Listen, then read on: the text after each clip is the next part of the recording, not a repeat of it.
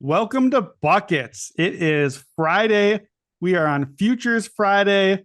The future is here. The playoffs are here. The postseason is here. We don't have to figure out which one is which. We don't have to figure out the bracket.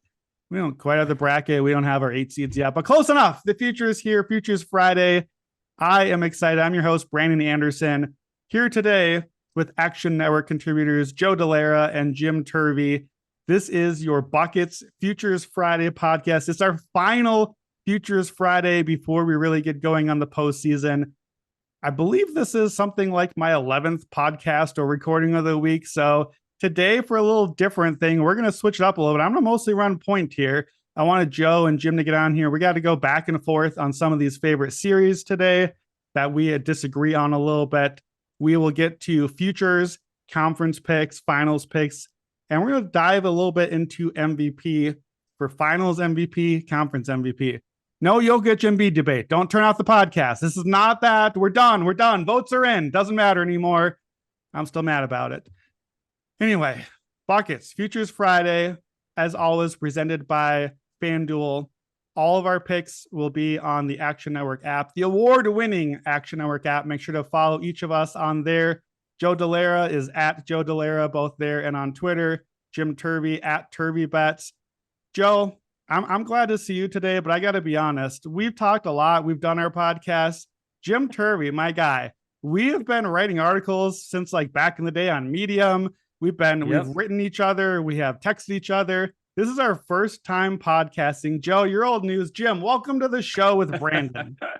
This is awesome. I know it is pretty wild that we have a relatively lengthy history of we have communicated in almost any form imaginable except for video. So now we finally checked that off. I think the future is here for NBA. The future is here for Jim and Brandon in terms of communicating in all possible forms. So excited. Yeah, well, glad to have you on. Joe's rocking everything New York today. Joe, show us the shirt. We got Jalen Brunson, baby. Let's go. All right, so that's a great transition. Let's jump in. We're gonna go with a few series right away. We're gonna start out with Knicks Cavs. Again, we've got series previews in detail, in depth, like 20, 30 minutes on each of these. We wanted to come to these today because Jim and Joe disagree on these series. You'll never guess which side Joe's on this one, everyone. But be sure to check out the previews to get some other longer depth here. So, Joe, we'll give you the honors. I'm sure you're on the Knicks here. Make the case. All right, so I am on the Knicks. My favorite bet for this series, though, is actually the Cavs to win game one and the Knicks to win the series at plus 420, along with over 5.5 games. And here's why. Randall, they just said that he practiced non-contact practice. So to me, that's not very promising that he's going to be playing at least extended minutes in game one. Whether or not that's a good thing or not, it kind of depends on what your feeling is on the New York Knicks. But I do think that they need him in order to win this series, at least some version of him, just based on his size, his versatility, and just the raw minutes that he can play at that position. You're not going to get Jericho Sims minutes, which I think is important in this matchup against Cleveland, right?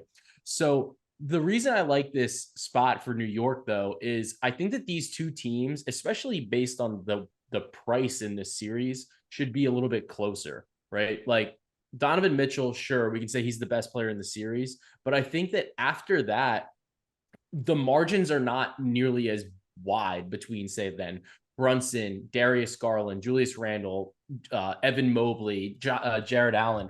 I think that we're still in like a pretty close-knit group of players, especially when you consider the fact that the Knicks have a lot of versatility, which I don't think that they've necessarily had in prior years, like 2 years ago when they played Atlanta and just got smoked. Because what they did was when they traded and got Josh Hart, I think that was an incredible move for New York. He's one of the best players in terms of plus minus on the team, but also he has a lot of versatility that he brings to the table. He can board, he can dish, he can score, and he can defend multiple positions, basically 1 to 4, probably not a 5 in this matchup, but if there was a little bit of a stretch 5 opportunity, he could get some minutes there and be relatively successful. having all of those options to throw at relatively small guards in Donovan Mitchell and Darius Garland, I think is important. And they can do some more things where you can take Jalen Brunson off ball. If they're going to be playing Okoro for defensive purposes, he's generally a negative offensively. Throw Jalen Brunson on him, and then you have strong wing defenders in Quentin Grimes, Emmanuel Quickley, even RJ Barrett, to be honest. I think that this is going to be a very tough matchup for the Cleveland guards because you have two forwards and a forward and a center in Mobley and Allen who cannot really create their own shot. That's not what they do. So they're going to need the facilitating. And then you have Mitchell Robinson on the interior, who is a good defensive center. So I think that this matchup is amongst two teams that are very close in terms of what the actual on-court talent is. And when people say the thing about Tibbs teams is there's not that extra gear in the playoffs, I think that we can honestly say something similar about Cleveland right now, because both Mitchell and Garland are in top 25 in the league in terms of minutes per game so far this season, the same as Randall and Brunson. They're all at 35 plus minutes a game. So I don't know how many more minutes they can really play either. So I think that this is a closer matchup than it reads, but Randall's health is definitely a little bit concerning. Yeah, the over 5.5 games when it first came out this weekend and the series came out, that's what caught my eye. I was like, okay, long series. We don't know these teams. We don't know what's going to happen. Long series. And then what is that? I think minus 180 right now. So yeah, which is still 64% implied. So it's not totally unbettable, but it's definitely something that I still like, but I agree with you. The price is a little crazy. I think now. Long, but Jim, you and I we're on the opposite of this one. We've texted about this a little bit. I didn't expect to be on the Knicks. Part of why I got to the Knicks is because I wanted the long series. It juiced out of a range where I got there. So I was like, okay, I need to find a different angle. I'm not on the Knicks to win the series. I think they could. I'm more kind of in line with Joe. I'm saying I think these teams are a little closer than we think. I think it's a long series. So I made the case for Knicks plus 1.5 on the podcast earlier this week. I know you like the Cavs more than either one of us. So what's the case for the Cavs here? Yeah, in fact, I'm not only am I on the Cavs, but I'm on Cavs minus 1.5. So I'll kind of walk through why I like the Cavs, and then I'll walk through why the minus 1.5. So for the Cavs in this series, for me, it isn't so much being lower on the Knicks. I think it's more so being higher on the Cavs. I think this Knicks team is super solid. I think Joe makes a good point that they really do have some really talented wing defenders. Hart Quickly's turned himself into one of the best two-way players off the bench in the league. He's really been outstanding. Where I think that they may run into a little trouble, though, is I don't know if Tibbs is gonna be able to bench Barrett if he needs to. I think their best lineup is probably something like Quickly, Brunson, Hart, Grimes, and Robinson. Or for when Randall's hurt, and then if Randall comes back, you swap in Randall for likely Grimes or Hart.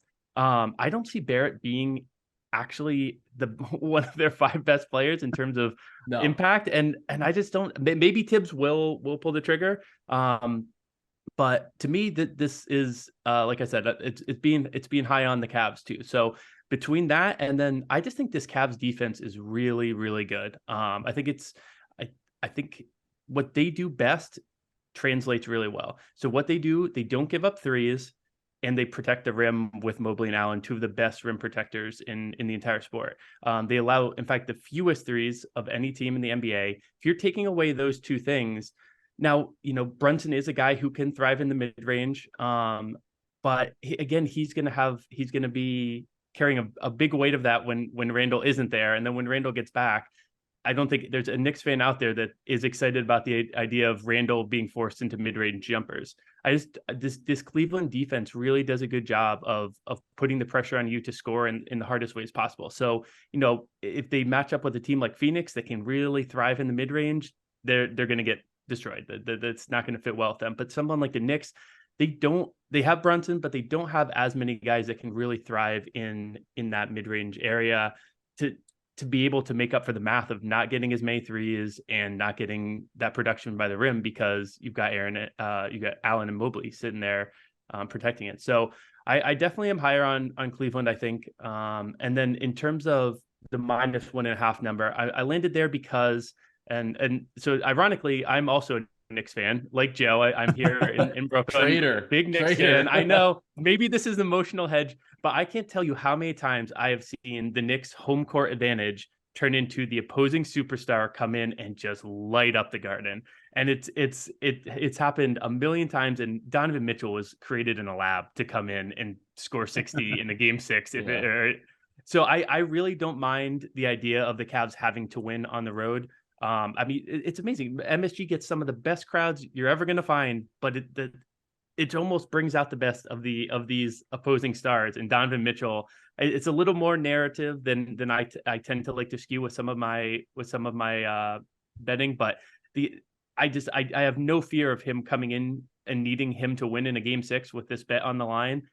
In fact, I probably would bet a Mitchell points over in that game because I've seen it so many times that the star player comes in and that home court advantage, quote unquote, that the Knicks have, it's just not there. So I'm on Cleveland as a whole, and then to kind of make that juice a little less, I'm taking the -1.5 because, like I said, that game 6 needing Cleveland to win doesn't scare me as much as maybe in the implied odds think there.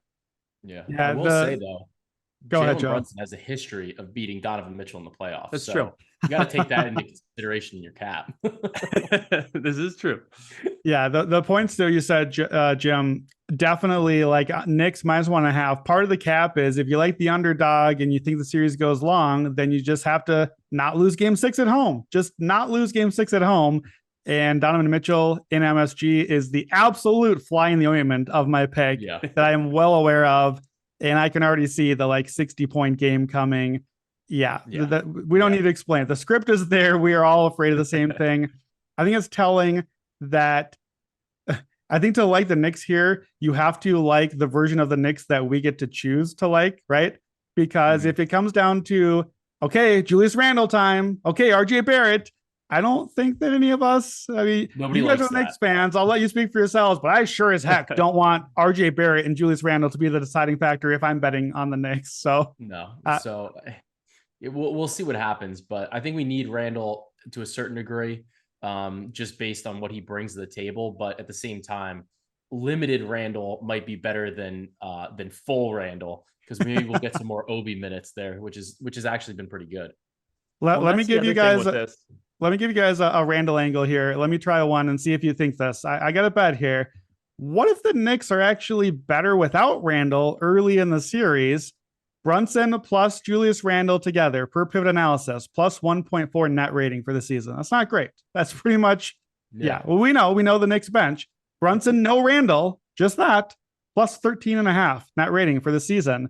And Brunson and his Villanova guy, Josh Hart, plus 20.2 net rating for the season. Not that Hart replaces Randle like for like, but what if Randle being out, Joe, you mentioned Brunson winning in this scenario. We just saw last year, Brunson goes off early in the series. So you can bet first 1 to 3 or 3 games, or Knicks up 2-1 after 3 games, I should say. I see that at a plus 240. What if the Knicks steal one of these first 2 games on the road because Brunson has a huge game without Randle? Then you come home and either you win the game 3 at home, or at least we can hedge out of it. Am I crazy here? Or could this be like a fade Randle, play the Knicks angle? Jim, what do you think? Yeah, actually, I don't mind that at all. I think that you're 100% right in that I part of the cap is I don't trust Tibbs to bench RJ when it matters. I don't trust Randle to not come back until he's fully healthy. I just think there's a lot of factors that like you said, if we imagine the Knicks that we want, I do think it's a really close series. I just don't have faith in them getting to those decisions. And so I think that, maybe the Knicks do try and play a long game and maybe with game 1, but I see them pushing Randle back as soon as he's ready to go. I mean, he credit to him. He's going to want to be out there and he is their, quote unquote, maybe best or second best player. So I don't hate it. But I would be nervous that Randle's going to come back as quick as possible. And I do think that that's actually not maybe the best thing. Yeah. All right. Well, we could do Knicks all podcast, but we got to keep moving. We got a lot of stuff to get to. So let's go over to the West. We're going to go to Grizzlies Lakers next. And Jim, I'm going to let you start on this one in a second, because when we did this on the podcast earlier in the week, We had myself, J Money, Matt Moore, all three of us clean sweep on the Los Angeles Lakers, the 7th seed, winning the series.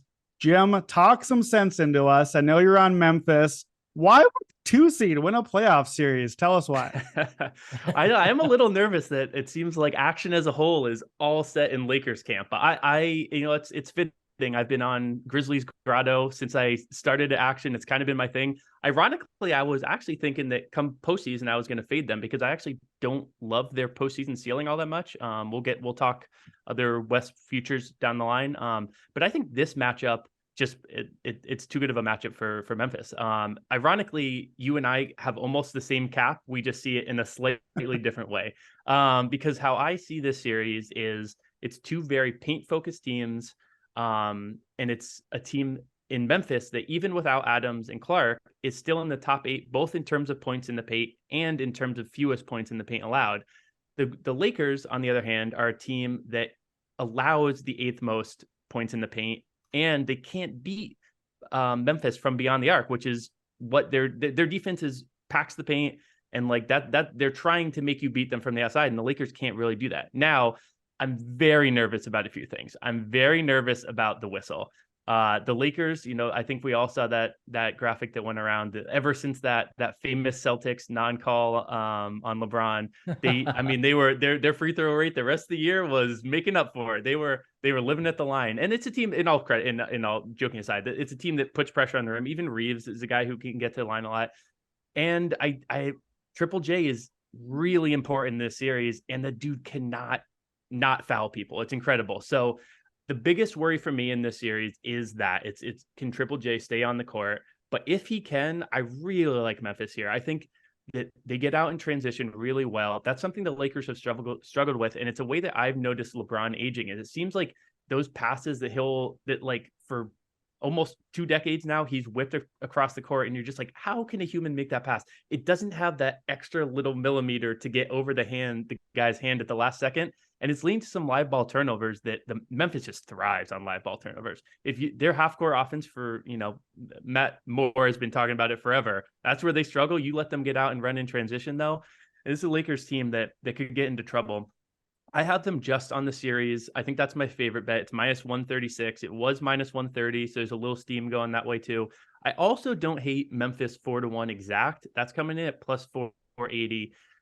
You touched on this when you were talking through Grizzlies Lakers on the pod either yesterday or the day before, and you even said like that if you're on the Grizzlies, that might be the way to play, because I do agree. The later, like LeBron in a game 7, I'm not really going to want to bet that, to be honest. I do think that LeBron, like I said, maybe isn't the Terminator he once was. It's funny, I'm having debates with my friends who for 15 years I've been the LeBron defender, and I'm like, wait, I'm not entirely sure we can just write him in past the Grizzlies here. It's a very strange reversal for me. But I do think that, the later in the series, the more potential for things to get a little weird. I think the Grizzlies very well could just come out, win the first 2 at home, steal one of the 2 in LA, and then be looking at, potentially game 5 with a plus 480 there. So that's another angle of this I like. And yeah, I know I'm the lone Grizzly guy here, but I just like the way they match up really well. But I do see what you're talking about. It's flip sides of the coin, because you can easily say, the Lakers are focused in the paint, and like they're going to be able to take away from Memphis. So I think it's probably one of the more interesting series. I think maybe not the most fun, but from a strategic point, I think it could be a really fun watch. Yeah, it should be a good series. Joe Delara, are you going to let this LeBron slander stand? Where are you at on this one? No, the GOAT's going to take this one. So we look, I like the Lakers here. And a lot of this has to do with the fact that Memphis has lost so much of their positional flexibility, right? You don't have Brandon Clark. You don't have Steven Adams. So you're in a situation where you just don't have a lot of counters. You basically have to run your guys. Like, what are we going to see out there? Like Kenneth Lofton, like he's not defending Anthony Davis. Like because realistically, both games Jaren has played against Anthony Davis, 5 fouls.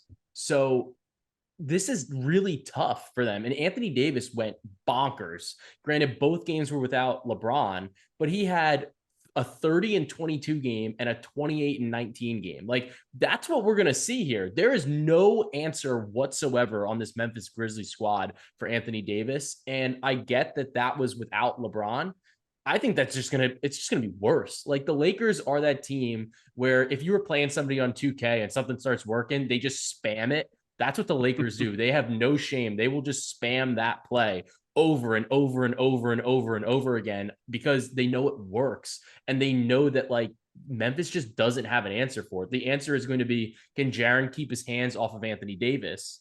And realistically, I don't see that happening. I think they're just going to force the issue because even if it's not Anthony Davis, you have like the foul merchant in Austin Reeves. You have LeBron James like driving into the paint. This is going to be a problem, I think, for Memphis. Additionally, my concern from Memphis's point of view, right, is that they score a lot of points with their guard play, and a lot of it's through obviously Desmond Bane has been awesome this year, and he like LeBron even said like Bane's playing like he's been in the league for 10 years. He's a vet. He knows what he's doing. He's cagey. He sticks to his game, right? Ja, I think he's a little bit undersized. Realistically, he jumps like nobody else can, but he's a little bit undersized, right? If we've seen LeBron do this, granted he's a little bit older, but it wouldn't surprise me at all to see LeBron put himself on Ja Morant for like an entire game. Like if Ja starts going crazy, they'll put LeBron on him, and Ja's not going to do anything. Like it's not going to work. So I struggle to see Memphis having enough counters for the things that the Lakers can do, because the Lakers, we've seen them now too. Darvin Ham is making the tough decisions. We just saw them close out a game with D'Angelo Russell on the bench, right? So like we know that he's not going to do this thing where it's like, oh, well, like we just got this guy, we have to play him. Like that's not what's happening. He's going to play who's best. And I think that that's important here, especially against a team that just, I don't think has enough counters for the Lakers' size. All right, Jim, I gotta get you to weigh in on this one because I got a bone to pick with something Joe just said. You're the LeBron stan. You can be in the group chat right now. Can 38-year-old LeBron James shut down Ja Morant? I think he can do. Go ahead. I'd be surprised. I like I said, I have long been the biggest LeBron apologist you'll find, but I do think he just looks. It's like you're finally seeing him age a little bit before he is still amazing. Don't get me wrong. I'm not trying to say he's useless out there, but if he's stepping up and guarding Ja for a full game and shutting him down, you know what? Then I'm gonna give this bet to Joe because I don't see it happening. But credit to him if he does. I'm not even saying like go for like a whole game. I'm saying if Ja comes out hot and it's like, look, like he's the guy that they're going through, like this is how it's working. You put like even if you could spend like half a quarter on him, that can totally break up that offense where it just causes them problems because Morant would have to outspeed him realistically. That's the only way to do it because he's not going to outsize him. He can't really shoot over him. And he's not a shooter. He's got to get into the paint. He's got to attack the rim. That's what Ja does. I mean, we've seen him shoot a couple threes a little bit more this season, but that's just not his ball game. So I think it makes it a little bit easier for an older LeBron that maybe has lost like a half a step because he's so smart and just knows how to play defense. So like that's kind of why I think he could be deployed on him in certain situations. Jim, in order to win the series for Memphis, does Ja Morant have to be the best player in the series? And if not, second best, third best, where does he have to rank for Grizzlies to come out ahead here? I actually really don't think he has to be the best series. I know you guys were talking yesterday, like if you put best player versus best player, second versus second best, I agree. The Lakers have both of those advantages where I think the down the line is like, so you go maybe, so if you say Ja and Triple J are the two best, I'm going to give it to AD and LeBron. But then if you go Bane third, I think that's I love Austin Reeves. He seems like a good dude, but like Bane versus Austin Reeves, I'm going with Bane big time. And then I think I'm a pretty big Taylor Jenkins guy. I think that Tyus Jones is one of those just like key swing pieces that I'd much rather have Tyus Jones in this series than Dennis Schroeder or D'Angelo Russell, to be honest. So I think the Grizzlies have those types of pieces. And I think they've been together. They've played well. Jenkins is a great coach. I think it's after the stars. So I think Ja could get away with being the third best player and the Grizzlies still win the series. Yeah, I think we match up the guys going down the line. The only one after the top two that I would give to the Lakers is whoever you're matching up with Dylan Brooks, because you take the ball away from him. If Dylan shoots as much as he did during the regular season, this matchup, that is big advantage Lakers. Yeah. Let's go to Kings Warriors. A little quicker on this one. I know you guys felt a little more strongly about your takes on the last two series, but let's just touch on Kings Warriors a little bit. I want to hear what you think about this series. This is the one for me that I've had the hardest time on, so I need to hear what you guys think. Joe, let's start with you. Kings Warriors, what do you got here? So look, I mean, the Kings have been better realistically all season. My concern with the Warriors is obviously everybody's like, oh, well, like their starting lineup or yada, yada, like whatever, man. Like they've been telling us who they are. They do not win road games. They just don't do it. I don't know what it is. Like there's a certain point where it's like, yeah, like they're defending champs. They've kind of been going into this like real easy this season. Like it's like, all right, like it's not a big deal. Maybe they're taking it not as seriously. We can just turn the switch on. You got some of these losses are just atrocious that they have on the road. And the Kings, their offense just is unstoppable. I haven't seen, there's nobody that's doing anything about that. Granted, I am slightly concerned that the Warriors maybe just start doing something different that they haven't done all season because it's the playoffs, and then that kind of throws a wrinkle into it, right? But at the same time, the pace is crazy, and if the Warriors get held up at all on the offensive side of the ball, because you have these guys that are going to have to start playing max minutes because they just don't have a bench. Like there's really no bench anymore. Wiggins is coming back. We don't know what the ramp up of that's going to be. We know how important he is to their rotations, right? But we're going to be seeing maybe some Jordan Poole.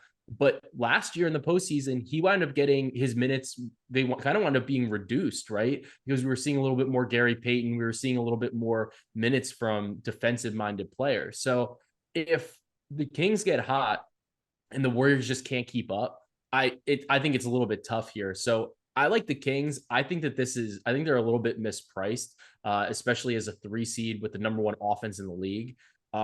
I know that they struggle to defend things, especially in the pick and roll, but at a certain point, Golden State also needs to stop them. And I just think that this number for the Kings, you can get them at plus money at plus 1.5 games, I think is insane. And to get the 1 seed, if you wanted to take them minus 1.5, you can get like a plus 400 number, is just mind boggling to me. I don't think that these teams are that far apart. Jim, what do you think? Yeah, there's a lot I agree with in there, and there's a few things I disagree with. I guess actually, Joe, I want to pin you down for, because like to me, I look at the Warriors team, and the biggest red flag is those road struggles. But I like dive into it, and I to me, there's not a very obvious explanation. So I lean towards 2 potential answers. One, and actually, you know what? I'll lay mine out first. I want to see why. Like, what do you think is the reason that they've had those road struggles? I think some of it might be resting guys to a certain degree, right? And then they've obviously had a variety of different injuries throughout the course of the season. But I don't know if it's like a home court thing where they're just more comfortable, or if it's a travel thing, or they just don't care by playing, like when they're not playing in front of their home fans. Yeah, I think it's some of those as well. I think first and foremost, it's not caring. I do think that's the biggest thing, because we haven't really seen this ever be an issue before. Now, in the past, they also haven't always cared as much. So you could say you can flip that both ways. But the other thing is they were trying, this was like their bridge year, right? This is the year they were going to bring the future, their light years ahead. It was paying off this year, their future generation and their current generation, where it was going to be a beautiful bridge. It really hasn't worked out. And I think that those guys on the road have really been a massive part of the issue. So when I look at the 2 top things in my mind are a lack of caring and the youngsters. To me, those kind of go away in the postseason. Now, one of my favorite bets is this for this season to go, or for this series to go over 5.5 games, because I don't think the not caring fully goes away. I could totally see them playing with their food, even in the postseason. They do that all the time. And I do think that these are 2 really good teams. I think the Kings offense is incredible. You were talking about the pace. I'm going to be looking at overs in the series. I think they're going to put out ridiculous lines, and I think they still might clear those lines, because it's just going to be back and forth. It's going to be incredibly fun to watch. But when I look at what those, in my mind, what caused those road struggles, I see a couple of factors that I see potentially going away and not worrying me as much in the postseason. It's why I kind of like the Warriors for the postseason as a whole. And even though I'm pretty on the Kings, actually. I think they're a really good team. I still do lean to the Warriors in this series. Yeah.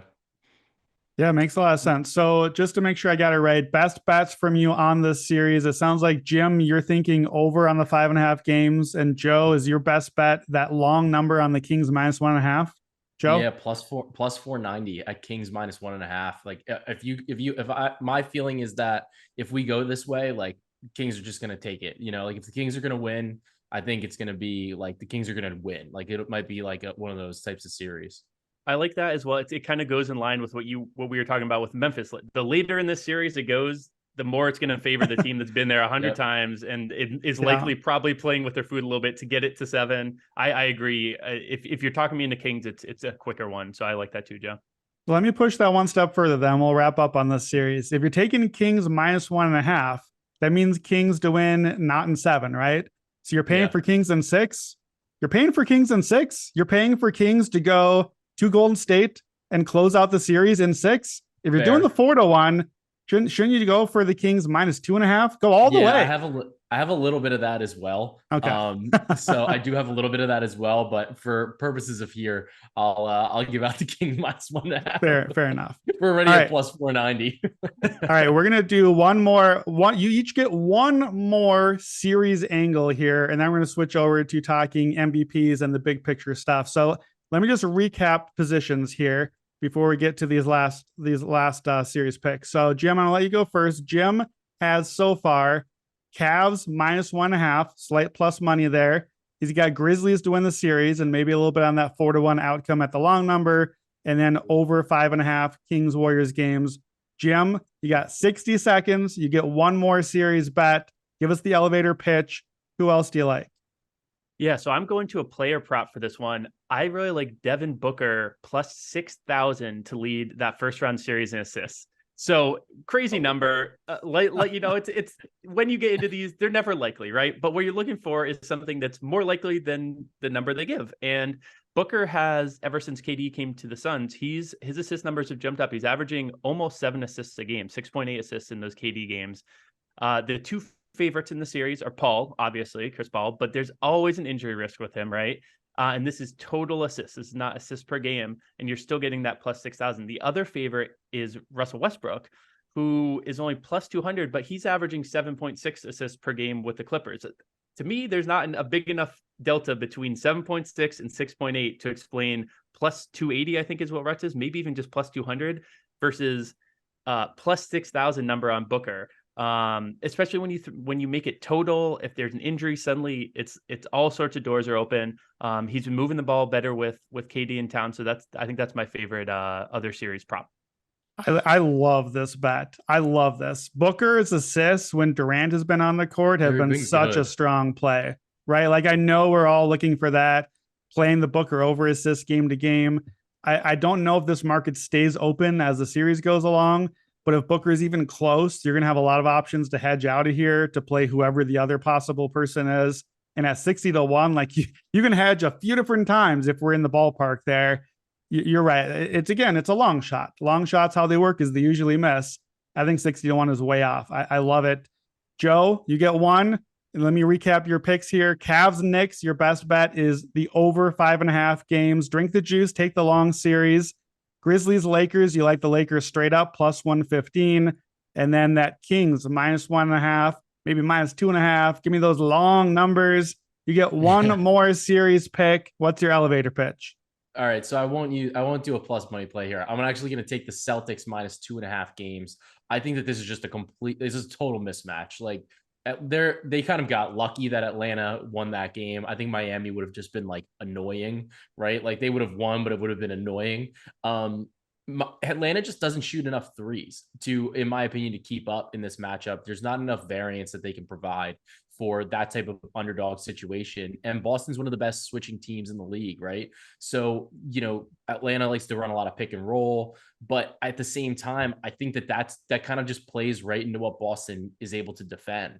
The guy that I think will play well is Trae Young, at least from a scoring perspective, because they're going to give him those floaters. Like they'll live with that, right? But that's not going to beat this Boston Celtics team. That's one of the best 3-point shooting teams in the league with some of the best offensive players in the NBA. So I like Boston at -2.5. Maybe Atlanta steals one game just because they shoot poorly, because Boston shoots poorly. But this is going to be a series that's more about Boston than about Atlanta from start to finish. Yeah, you guys already know I love that one. On our preview, I gave out Boston -2.5.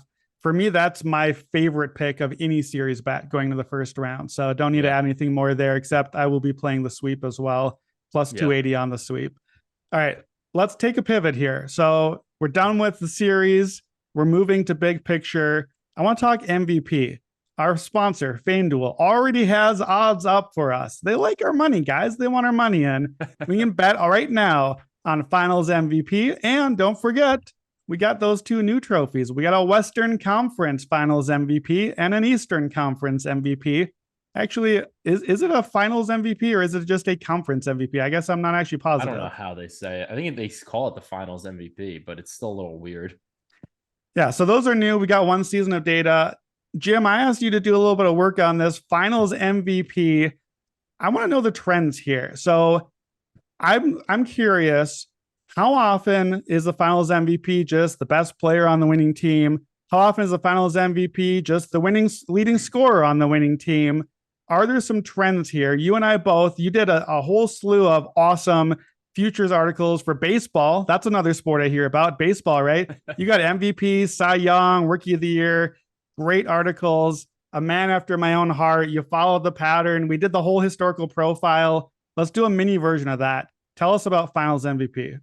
Yeah, absolutely. Well, I think this is a shared passion of ours for sure. Is digging into the long term. What's the trend? What are we going to see here? And let's zoom out and see some patterns. And I think you certainly went in with hypothesis of leading scorer on the winning team. Is that it? And the short answer is yes. I think we all remember Andre Iguodala, that one fateful year, but that is it. It's that one fateful year because. I went through here and I went back to, I went back to 93, 94. And almost every single time it's leading scorer on the wing team. There are a few where it's slightly off. We have Kawhi was the second leading scorer, but it was by 0.2 points or something like that one of the years. So, and to me, what it really pivots on is there's a couple of examples where it really shows that if you are the leading scorer, you're likely winning this award. There's Paul Pierce in 2008, who I think most people would say KG is the better player too. Paul Pierce scored about 5 more points a game. He got the Finals MVP. Year before that, Tony Parker got it over Tim Duncan, even though, again, Tony Parker, not as good as Tim Duncan. But if you are the top scorer in these series, it's really hard for people to deny you. And one thing I thought was interesting, I know we're going off a tiny sample now, but in the conference finals, voters had no problem giving it to Curry there and Tatum there, even though there was no let's try and get cute and give it to someone because then in the finals we can give it to the other person. It was just leading scorer, best team. So it was what we thought it was. There's the Iguodala year to kind of be the one counter example, but that's pretty much it. Yeah, sometimes I'm blanking on the phrase. Sometimes the one counterexample that proves the rule. The exception proves the rule. There we go. That's exactly what I was blanking on as well. But thank you. Yes, that's the one. And thank you for the PTSD on all my Jaylen Brown conference finals bets that looked so good and got so close. And that's part of what prompted this idea. Is just I honestly thought Jaylen Brown might have been the more valuable player in that Eastern Conference Finals last year. Didn't matter because we just give it to the highest leading scorer. This is what we do. Guys, we give MVP to the leading scorer. Huh. Yeah, okay, back to postseason. Sorry, we're just doing Joel Embiid again. Okay, so MVP. What I wanted to know then is we look through these teams here. I asked you guys to kind of put the players, the star player in each team. I think we all would just know who that is. So I want to know if the Bucks win something. If the Bucks win the East, is Giannis the MVP? If the Lakers win the West, is LeBron the MVP? Kind of go through and think through teams like that. I want to know the order of, because if we get that, if we agree that in almost every scenario, Giannis, I think, is the pretty obvious answer to one of these questions. If Giannis wins MVP, then can we bet Giannis MVP rather than betting Bucks to win the East? Can we bet Giannis Finals MVP rather than Bucks win the Finals? Can we get extra payout, and is it worth it? So we're going to separate guys into a few tiers. So I called tier 1 the locks, guys that we're going to say 95% plus. Anything can happen, but there's always the Iguodala year, but otherwise we think Giannis or whoever would be the pick. Tier 2 is our very likely 75% and up guys. Tier 3 is the better than 50-50. So I want to think through, guys. We don't even have to list them all out. You know who the star players are in each team. So Joe, start us out. Who would be your locks? What teams where if they win, we know who the MVP is? You're sure of it. I would say Giannis, Embiid, Donovan Mitchell, Jokic, LeBron. I think LeBron, just narrative wise, I don't think that they could ever give it to AD, even if he plays slightly better. Okay, so Jim, how does your list of locks line up with that? Tell us who you agree with first, and then let's talk about the ones that we differ on. Well, I agree with almost every single one of them. And Mitchell was one that I thought maybe would slip under the radar. I think that's a great call. If the Cavs are somehow getting there, Mitchell is the epitome of this, where maybe some writer's going to outsmart themselves, think like Evan Mobley, that defensive impact. No, Mitchell's going to win the MVP. That, to me, that's a lot. The only one I would, and I think this will be very surprising. The only one I can see a vision of Iguodala somewhere is Giannis, actually, because like a Bucks Warriors final, if you get Drew Holiday locking up Curry and just giving him, 48 minutes of hell, and he's doing the Iguodala thing. We know Holiday can score. If he's shooting out of his mind and defending Curry, it would be very tough, but they bake the numbers so close on these Giannis ones that I don't see I think it bumps it from like 270 to 285 or something. It's so close that I can't get there on Giannis, because I do think there is a world in which Drew Holiday could win a conference or finals MVP. So other than that, though, I think Jokic is a lock. I think Jokic is the biggest lock, especially if he's coming off of a potential non-MVP in the regular season. There's no way the Raiders aren't gonna give it to him then. I think Embiid is an absolute lock. If they're going that far, it's only gonna be him. So yeah, I'm with you on almost all of those. Yeah, I think it's interesting that you brought up Drew Holiday as the Giannis alternative, because I actually think Chris Middleton could maybe also be in the mix, just because what if we get a couple of close games and who's going to take the shots in the final minute? Yeah. Who's going to hit the winning shot? Yeah. That's Middleton. That's the one thing Giannis is not going to do. So yeah, that's interesting. I think a conclusion then, like you said, Jim, if we're at like a plus 260 to bet this for the Bucks or plus 275 for Giannis, that extra 15 cents is not going to be worth it. But I think if we're looking at like a Donovan Mitchell, we're going to see a much bigger delta in the difference there to make it worth it. I want to push back a little bit on a couple of these guys that I'm not convinced that they're in the lock category. They might be more in the very likely category. Let me start with Joel Embiid. Maybe this is just stupid because he's going to win MVP. And of course, if they win out more stuff, they'll just give it to Embiid again. But I think if the Sixers actually get far enough, make the finals, so this happens, James Harden has to be really good. And James Harden has a pretty obvious redemption narrative. And if James Harden throws back, the old time machine and puts up some 25 and 30 point games and has all the assists and has a couple triple doubles, maybe hits the winning shot, could James Harden steal an MVP award against Joel Embiid? Or am I just crazy? Joe, you're shaking your head. I just don't think that they could win a title if Embiid's not putting up 35 a game. So that's kind of where I'm at with it. I think they need it. They need James Harden, sure. But maybe Maxey steps up one game. Maybe you get a couple crazy Harden games. Maybe you get a rogue Tobias Harris game where PJ Tucker actually shoots the ball more than once. But I think that there's no real circumstance where they can win a title with Embiid not dropping 35 a game. No, I'm with you 100%. I think this, to me, Embiid is the ultimate example of why we did it. It was why we looked in this. We could try and outsmart it, and it's just gonna be Embiid. What cracks me up with Embiid's number is you will notice that his number to win Finals MVP is shorter than the Sixers number. So I don't think there's really value there. Because I think the thought is there is a universe in which he plays out of his mind and they give it to the losing player. I don't think that that's likely. I don't think you should pay the juice for that. So I'm not looking at Embiid anyways, but I'm probably on Joe's side of things with him being pretty much a lock. Yeah, the Joel Embiid to win in a losing effort is the exact sort of galaxy brain bet that let's be honest, all three of us would talk ourselves into. It's going to happen on a text thread. We're going to be like, Oh, oh, absolutely. what if? It just doesn't happen. It happened once. Jerry West did it, and if no other reason, I promise you, until he retires, there's no chance that after all the years of LeBron not winning the MVP for all the losing years, there's no chance they're giving it to somebody else in the losing effort when they didn't do it for LeBron. It's just not happening. It's just not gonna happen. Yeah, I gotta talk about LeBron. He's the other one that I'm not positive of here, which is interesting considering some we'll wrap up with soon. Are we positive that LeBron is in the lock stratosphere and that Anthony Davis is not in the mix here? I think it could push him down a little bit. Jim, be the LeBron truther. Is he a lock? I actually, you're 100% right. I'm with you on this one. I don't think he's 100% lock. I do think there's definitely an Anthony, and I almost think, being full LeBron truther that I am right now, I actually think that if they are to go on one of these runs, it is going to have to be bubble AD plus.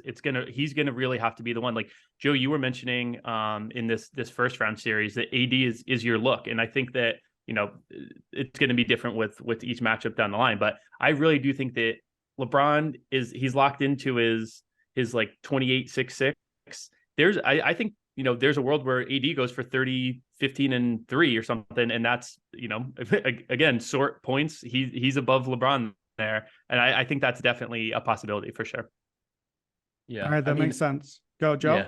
No, I just think that like the way the narrative is around LeBron, like they want to give him one. Like if the Lakers win the title, there's just no I just really struggle to see a circumstance where they just aren't like, we're going to give it to LeBron because you deserve it. Like it's a very good point. Like, you're old. you're old when you're winning titles. Like, here you go. Like, I don't think they're not gonna leave that GOAT debate up to the fact that LeBron won a finals and then he didn't get a finals MVP in one of them. Like, that would just be the pettiest thing I've ever seen. So yeah, I mean, there are certain players in certain sports. Jim, as much as you and I have our rubrics and all of our rules, LeBron, you just throw the rules out. LeBron gets to make his own rules. So I think that I don't know if he needs to be in the 95% group of locks, but I don't think he's in the 75% very likely group. He's probably like somewhere toward the middle. In the middle. So past our locks then. Joe, let's have you go first then, because you started the list last time. So you did your locks. Who's in your next tier down then? Who are the other guys that maybe there might still be some value on here? I think Tatum is still very likely, right, to win, just based on the fact that he's probably going to score more than Jaylen Brown. Like, you kind of need him to be that guy. I would also say Kawhi and Steph are in that type of bracket. My thing is, like, I don't think that some of these teams are going to get there. So that's kind of why I'm leading off of this. But like Brunson, Sabonis, Butler, I think you could argue De'Aaron Fox, right? But Jimmy Butler, if the Miami Heat are there, which they won't be, but like he would be somebody that probably wins this just because he has to. But I think that there's much less value in this tier outside of Tatum, I think. Yeah, I was going to say Butler is in the locks group for me. We just didn't need to get there because they're not also going to get there. I think I'm intrigued that you have Kawhi here, and I'm intrigued on Steph. Tatum, I think this is the right group. His points per game to Jaylen Brown is close enough that one big game or something could swing it. I can't do it again. I did it all last year, both series with Jaylen. I'll probably get there again. But I think that's the one where that kind of falls into this group, where I'd say, hey, don't just blindly bet Tatum to be the finals MVP rather than Celtics, because I thought about that. Bet. That's my title pick right now. Jim, Tatum, Kawhi, Steph, are these guys in that 75% range for you? Yeah, Kawhi and Steph, yes. I'm with you on being slightly more hesitant on Tatum. Although again, I think we need like another category for he almost needs his own category, because in theory, yes, he should be in this tier, but I do have just a little bit more pause with him than a Curry or Kawhi or a guy like, now maybe you guys wrote him off because you're writing his team off, but Ja to me is someone who is he's almost the definition of very likely. He's almost certainly going to lead the Grizzlies in scoring. But even in a universe where Bane scores 2 or 3 points more a game, I think maybe you get that Kawhi treatment from that one year. Like, Ja's the guy. He's the face. So I think Ja belongs in this very likely. I don't hate a Tatum play instead of a Celtics finals win, but I just can't fully get myself there on it. Yeah, I was trying to remember when we were talking through if Ja had been on a list somewhere. I think I actually put Ja in the locks group. I don't know how Memphis wins something and Ja's not the MVP. He's gonna put up the points. He's gonna. I mean, yeah, to give Ja Morant an MVP trophy this year, right now, after everything, the narrative part of it is not the kindest in the world, but he's gonna score like double what most of the other people on the team for. I think he's that top group. Joe, what do you think about Ja or any of these other guys we just talked about to wrap this up here? I think Ja should be like in a lower tier just because they do have some other options. Like I think Desmond Bane can put up buckets and it depends on the matchup, right? So like against these Eastern Conference teams, like I expect one of Milwaukee, Boston, or Philadelphia to come out of the East. I don't think that those matchups are great for Ja because they all like he really relies on driving into the paint. And those all teams with great interior defense, right? So the guy that I would think actually could win on Memphis in this type of situation is Jaren Jackson because he has to be good. Like if he's not incredible, they aren't winning, especially in all those matchups that have elite bigs pretty much. So like that's where I would kind of want to look if I thought that they were going to be in the finals, and the number you're going to get on Jaren is insane to be finals MVP. Yeah, I don't know. I don't think I can get there on Jaren. We just did the whole thing on it's got to be the points per game leader. I don't know that I can see Jaren leading. Like if Jaren leads you in points per game, you lost the series. I don't feel like I'm it not went even out saying well. that. I'm saying like he has to be like he's got to have like 4 blocks a game and like 20 points a game. Like he's gonna get it from that like Andre Iguodala type of like holistic effort that is just like we couldn't have won without him. And he's got some crazy blocks, stuff like that. Yeah, and to be fair, it's probably going to have to come against Joel Embiid or against Giannis, and so that's where the Iguodala thing lines up, where it's like, okay, exactly. We knew who the MVP was, the other team won, so I guess the MVP is why did they stop the other guy? That's basically how Iguodala got it. Yeah. So let's make this a little more applicable to a listener then who just heard a lot of talk about a lot of guys. If I'm at home and I'm listening right now and I'm thinking, okay, I like the Grizzlies to win the West. I like the Warriors to win the West. Tell me now, you've all looked at the odds. We'll get to a best bet in a little bit. So this is not you. Who are the teams where you think the biggest delta is that rather than betting X team to win a thing, I should bet this guy to win MVP? We already said Giannis, Jokic. The books are on it. Like there's not a lot of value there. So Jim, what teams to you, rather than betting a team future, do you think you should play the MVP future instead? Yeah, I think my favorite, and this is a guy whose name has come up a couple times already in this podcast, is Devin Booker. You can get him at plus 850 for Western Conference Finals MVP. And I really like doing it in the Western Conference Finals because even though I said last year, tiny sample, they did just give it to Curry and Tatum, and then Curry got it again in the finals. I do think, there is a possibility that as we see this award play out, this conference finals, it's almost like we see you as MVP 1A, and what team is better made for a 1A MVP than Booker to KD? Because I think almost everyone is going to say if the Suns are again the finals, KD is once again their most valuable player, almost certainly.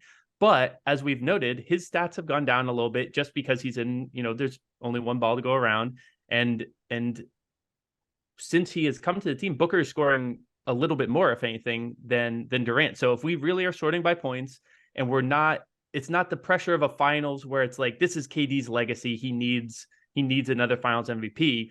We can say, hey, this is the Western Conference Finals. Booker did put up 32 a game. Durant was at 26. Even though we think Durant is the more valuable player, we're going to give it to Booker here. I think that number is really good for a Suns team that I've been trying to play and haven't really found a way to play. I think I'm going to be on this because I really love what Booker has been doing with their full squad here, and we know he can fill it up. So I think that's my favorite play. Okay. And Joe, what about you? What if I'm looking I want to bet on this team, who should I play as an MVP instead of the team? So I like Joel Embiid for the Eastern Conference Finals MVP. To me, there's enough space between the number and what the Philly odds are that I like it. You can get him around like plus 600 to be the Eastern Conference Finals MVP. The other thing is, right, like in this matchup, I think he's played pretty well against Milwaukee. he's struggled a little bit more against Boston, right? Like aside from that masterclass he kind of had the other day to kind of really like what it looked like to wrap up MVP. But I think that there's no real way that they can win that series against Milwaukee if he's not the best player on the floor, or at least, at least the best player on the floor for Philly. So I think at plus 600 in an Eastern Conference Finals, you're getting a little bit more value there. And you're getting about, instead of like plus 400, you're getting plus 600. So I think it's significant enough. Okay, I like that. I'm going to give a pick here too. I haven't done this, I think, on any of my billion podcasts this week. I don't think this is going out. We did do it on Green Dot Daily on Thursday, if you heard it. I wanted to grill you guys on this because you're both my LeBron truthers. Give me LeBron 15-1 to win the West Conference Finals, not the NBA Finals MVP, just the West. It's the same thing. It's what we just talked about. The Lakers are plus 700, plus 800 to win the West. I don't know exactly what percent LeBron would be if the Lakers win that he gets it, but we put him somewhere between that 75 to 95 range, right? Plus 1,500 versus plus 700 or 800. Basically, they're saying it's a split. Could be LeBron. It could be Davis. I agree with what you said, Jim. In order to get to the finals, Davis is going to have to be awesome. But I agree with what you said, Joe. If they get there, they're just going to give it to LeBron. I'm just overriding all the stuff that we said and saying, but it's LeBron. He gets his own rules, 15-1. And yes, this absolutely is an emotional hedge. And me getting out ahead of just in case LeBron loses yet another finals, at least I had some money to make off of him getting there out of another weak conference. Hooray for the second greatest player of all time. Jim, you got one more. Yeah, I'm just going to keep on going. Jim, you got one more MVP bet here. Talk to me about Jokic for finals MVP. Yeah, this one, there isn't a huge delta. You can get Nuggets for plus 1,000 or Jokic for plus 1,100. But again, this is a team that I want to be on. And to me, it's the lockiest of all locks. I guess there's a world in which Murray is the leading scorer, but I don't see them giving it to Murray. So I like that as a way to get on the Nuggets. I do think this is a really good way to get on a few teams. Just make sure what I'll say is make sure you double check. There's some of these where the player, like we talked about, is shorter odds than the team. So definitely don't just willy-nilly do this, kind of pull up a couple tabs, be cross comparing. But to get that from plus 1,000 plus 1,100, I think that Jokic for finals is a play I like if you're on Denver. All right, so that's going to wrap up our MVP conversation. It is about time to wrap up the podcast, but gentlemen, the Buckets feed has been buzzing. We're putting out podcasts like multiple a day. We're going to be on all throughout the playoffs, 5 days a week, multiple episodes, I think some days, all the best bets. We've done series. We've done some props. We've done all the game ones. This is our last chance. This is the final word on a week of previews before the actual playoffs start. Each one of us gets 1 minute to tell if you made it to the end of the podcast and you haven't bet yet. Great news. We got one bet for you. You got one bet, $100, $10, $1,000. No shaming here. Whatever your bet is, this is the one futures bet you have to make right now. I made enough bets. I'm done. Joe, give me your one bet to make right now. This is it. I think that it goes directly into what we were talking about before, and you have to bet on LeBron to be finals MVP and mix it. I would mix it, just split it with Lakers to win the finals, just in case. I don't want to be stuck there with a losing ticket based on that, but I think that you have to make that bet right now. The path to me is great for them. Like they have the path, right? So they have that easier part of the bracket in terms of the 2-3 with Memphis and Sacramento. And then you also have Golden State, who's been like, they're defending champ, but they definitely have their flaws. I think that where LA is in this part of the bracket, the fact that you get to avoid Denver and Phoenix until a Western Conference Finals, that they probably have to play a 7-game series to get to. I think that this is a spot where I want to back the Lakers. And there's very few matchups where I'm going to say I don't want LeBron James and Anthony Davis against even some of these teams in the East, just based on what they can do from a versatility perspective. And I think that Brandon would love to see Anthony Davis versus Joel Embiid in the NBA Finals. So that would really just absolutely send him. Brandon would be tilting, and you guys want to be betting on that with your money. So I love the Lakers here. I think the ceiling is still high.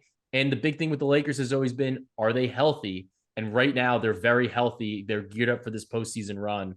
I like LA, and I think that now that they're in the playoffs, there's still some more value there. Man, if we get Anthony Davis, LeBron, Joel Embiid, and James Harden in the finals, I'm glad you guys are here right now. Matt Moore, if you're listening, I'm out. I'm off the podcast. I'm gone. I'm going on vacation. Jim and Joe are taking my spot. I'm out. I can't do it. I can't do it. I can't believe we spent an entire week previewing the playoffs after an entire year of buckets. And what is Joe's one best bet to make? It's LeBron. It's always LeBron. Good job, Joe.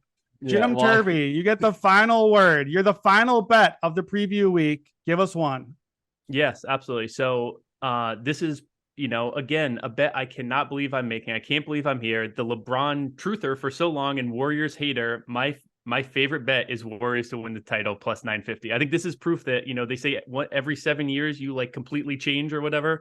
I guess I have reached that peak and it's happening because I'm with you, Joe. To me, this is all about the path. It broke so perfectly for the Warriors. They've got the Kings, who again, I'm not low on the Kings, but I think it's a team that they can run with, and I think they're going to get through that first round series. Then they're going to have either the Grizzlies, who are all banged up, or a Lakers team that I just don't see it having that peak that they once had. Then you got Phoenix and Denver. Phoenix, if they get through that series, I'd be amazed if they're all fully healthy and ready to roll after battling with Denver. And Denver, Warriors are just a tough matchup for Denver. So I would like them in either of those series. Then you get to the finals. I think Giannis is the nightmare draw, but A, maybe we have a little bit of hedge potential, or B, we just saw them beat the Celtics last year, right? So I think this Warriors team is my favorite. And I'll tell you what, there's some, the way I'm playing it too, I'm getting a little creative here. There's some books out there where they'll give you risk-free stuffs and they'll appear in your account the next day. If you start laying a few of those seeds down and you start putting them on Warriors each day, you kind of build a nice little portfolio without any risk. It's beautiful. So if you're interested in that, you can kind of build this little portfolio of Warriors with not a whole lot of risk and what I see as a decent payout in the end. So. Now we're talking. All right. So we brought on the two biggest LeBron truthers on the planet, and the final bet of the season is the Golden State Warriors to win the title. And I might say, lock up best player of his generation for Steph Curry. One more title with this flawed team. Wow, we got there, gentlemen. We got there. All right, we're going to wrap it up. That is a fun podcast. The future is here. Guys, I'm about to watch like 20 hours of basketball this weekend. I'm like glued to my couch, 12 hours Saturday, 12 hours Sunday. Yeah, we might get to like 25 hours of basketball. You guys are back on Sunday evening recording from Monday to wrap up the first weekend. We're all back at Buckets all week long. We have episodes coming every single day during the week, getting your best bets, getting your props. Follow us on the app, the award-winning Action Network app. Follow our bets. Follow us on Twitter. We're making money. We're watching basketball. We're having fun. The future is here. Let's get buckets.